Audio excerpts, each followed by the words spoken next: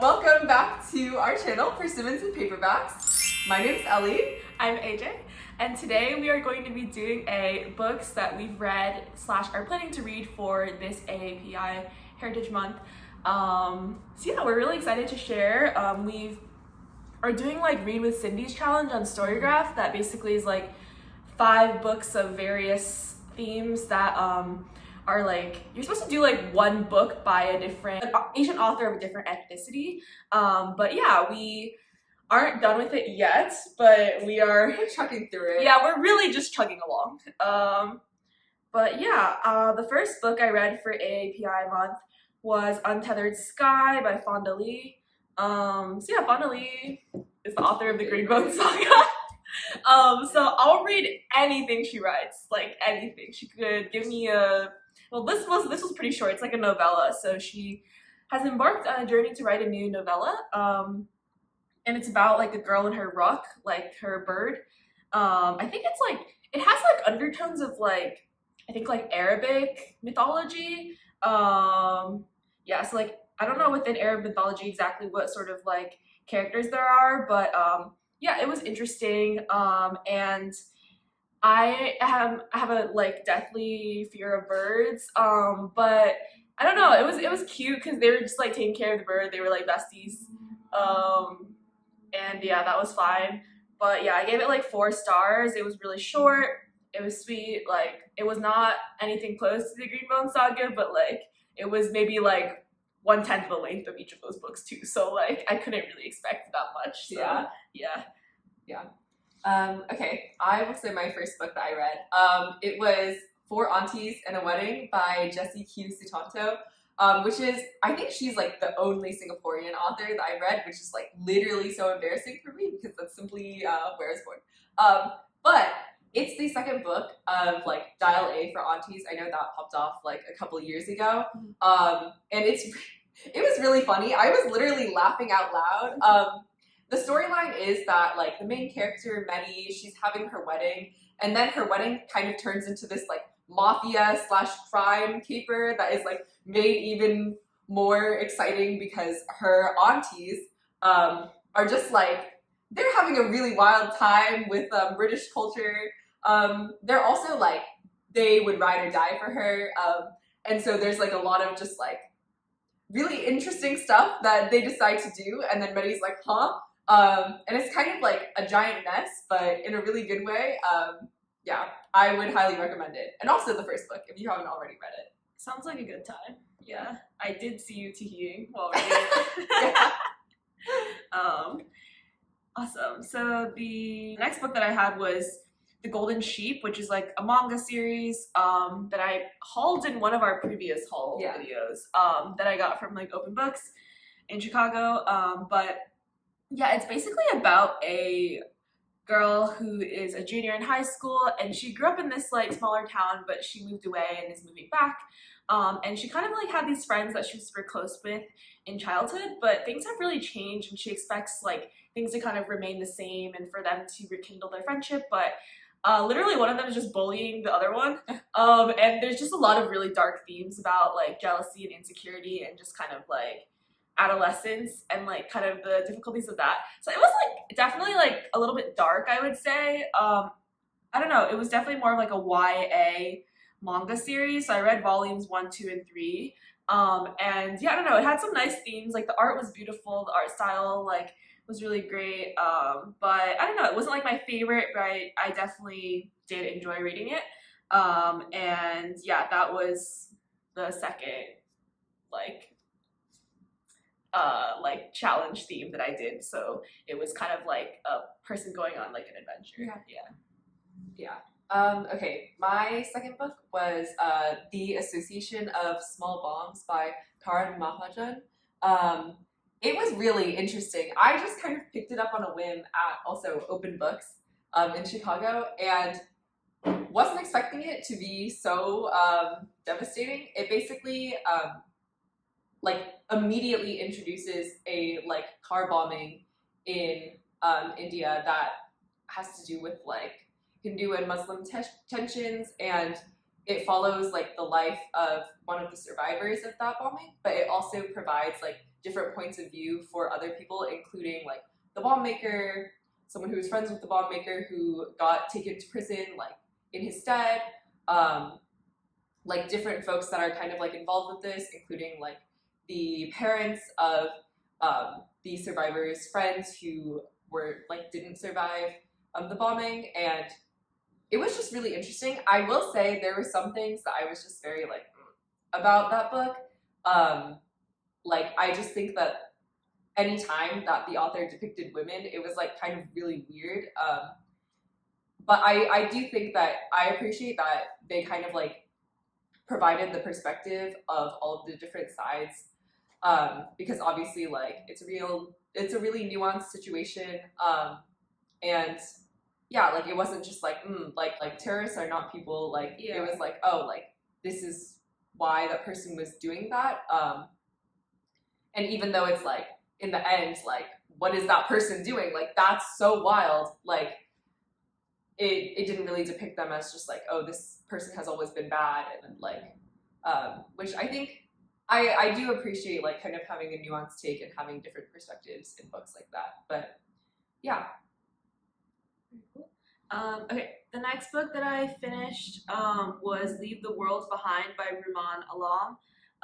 And yeah, I'll talk about it briefly in our like fears video, but like reading our fears video, but basically it is a story, it's like a thriller about a couple who goes on vacation with their 2 children, and essentially the world is kind of in crisis. They hear news reports of like power outages in New York City, which is like kind of crazy because they're like, how did that happen in New York City? So they're like, oh, is it like Russia? Is it I don't know, some like freak accident? Like what happened, right?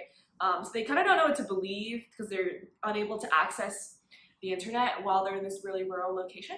And then all of a sudden, like this couple knocks on their door, and they are the ones who own the like Airbnb that they're staying at, and they're basically like, we just came from the city, it's really bad out there, like we wanted to go home and stay here.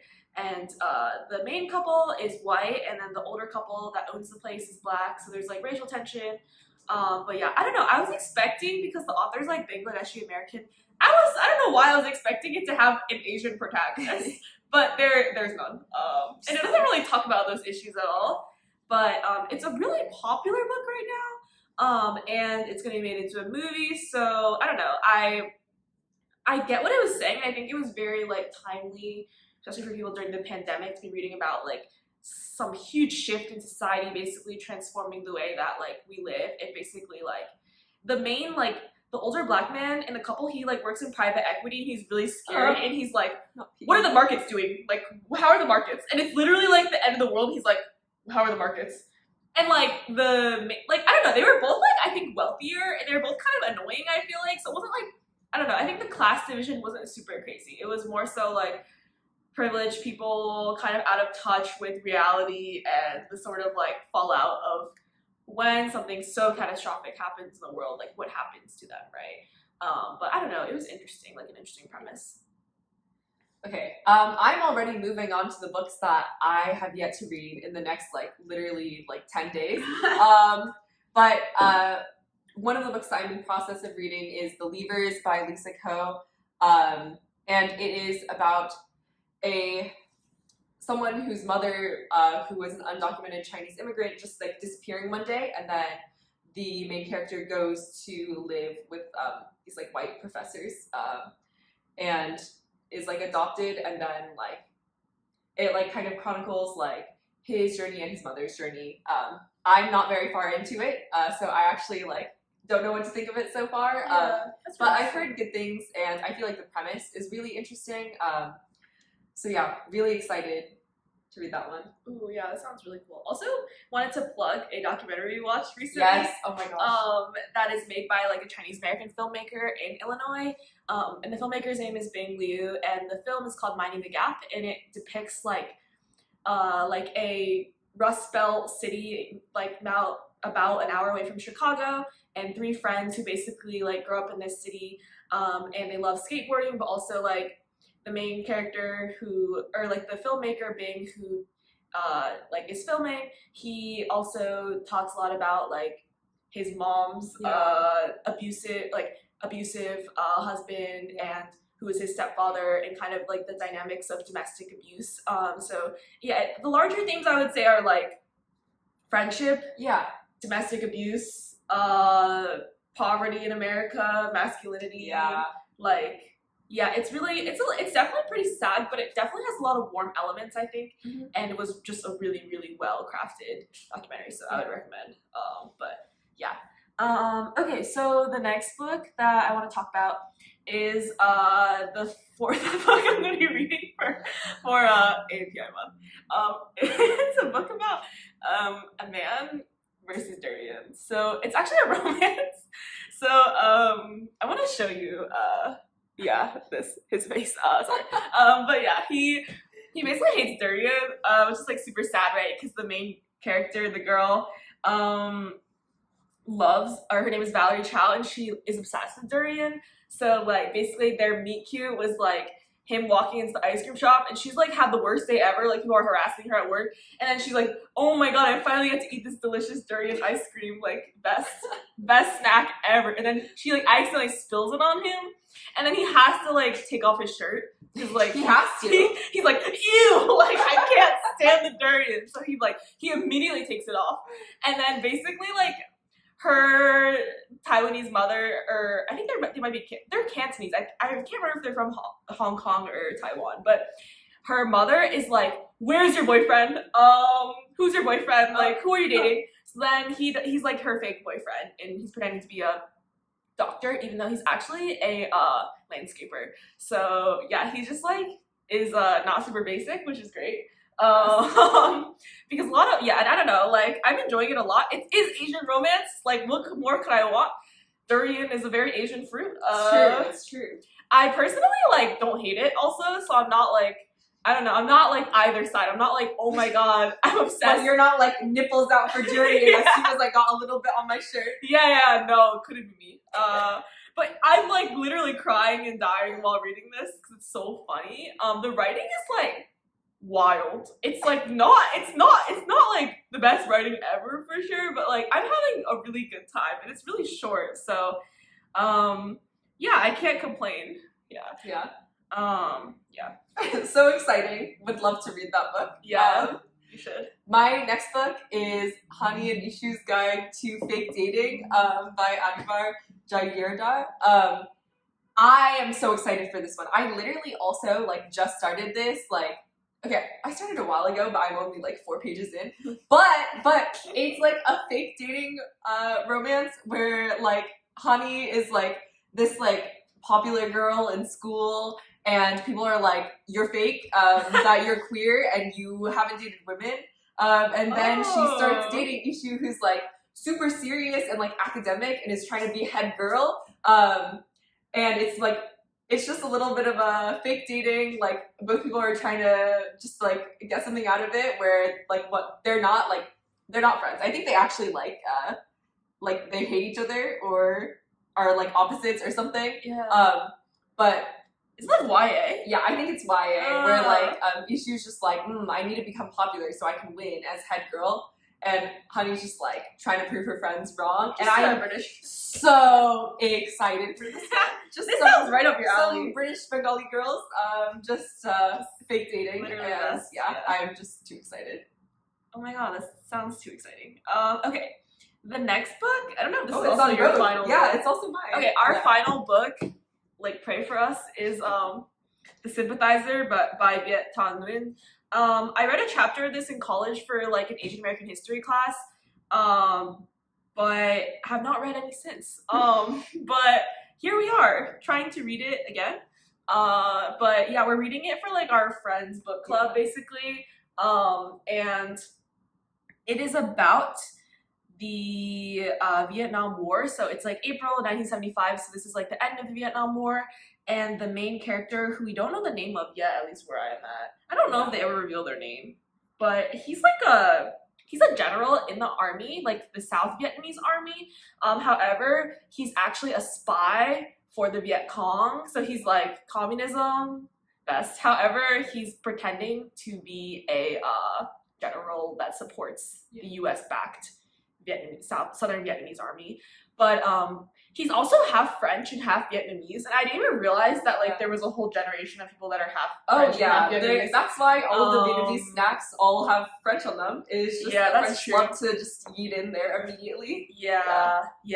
She's a huge L. Yeah, but yeah, so he's like a Eurasian man. That's how he refers to himself. But he basically like grew up in. He also like went to college in America, so he has like his English is really good. So eventually, as Southern Vietnam falls, right? All these like generals are just trying to like save themselves, so they end up traveling to America and like basically escaping, right? So he ends up in America, and I think the story, I'm not that far yet, is basically about how he reckons with that, and like his identity.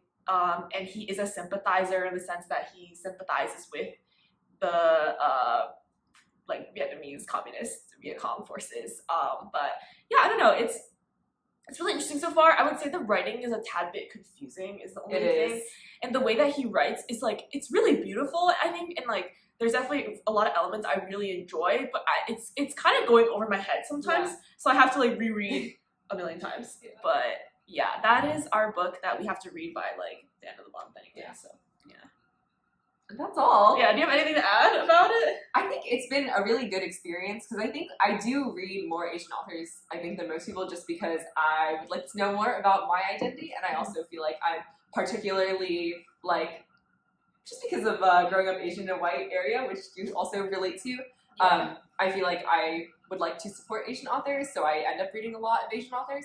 But I will say, like, it didn't occur to me how many Asian authors that I was reading that were just Chinese people or just Japanese people, because I think that Read with Cindy's challenge, that every book that you read for the challenge has to be by like a different nationality author, actually was a little bit challenging for me. And I think like going forward, I'd like to be a little bit more cognizant of that, particularly with like South Asian authors who aren't just like Indian.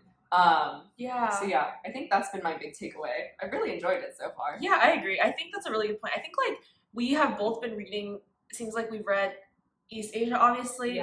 This is one Southeast Asian book. And then we'll be reading I guess Singapore is also Southeast Asia. But we each read a South Asian book as well. But I feel like there's definitely regions that we haven't covered. Oh, for sure. There are just lots of countries. So many countries. But yeah, it's been a good experience. I think in the future we'd love to do some like like Asian American book recs, specifically like romance book recs. So I feel like I read a decent amount of like very basic Asian American literature, like that of the stuff that exists, which is not super expansive, I would say. But of the stuff that exists, I think I've read a good amount. So I feel like in college, gratefully. So like I think it'd be cool to just share out some of those recs as well. But yes, thank you guys for watching. Please like and subscribe, and we will see you next time.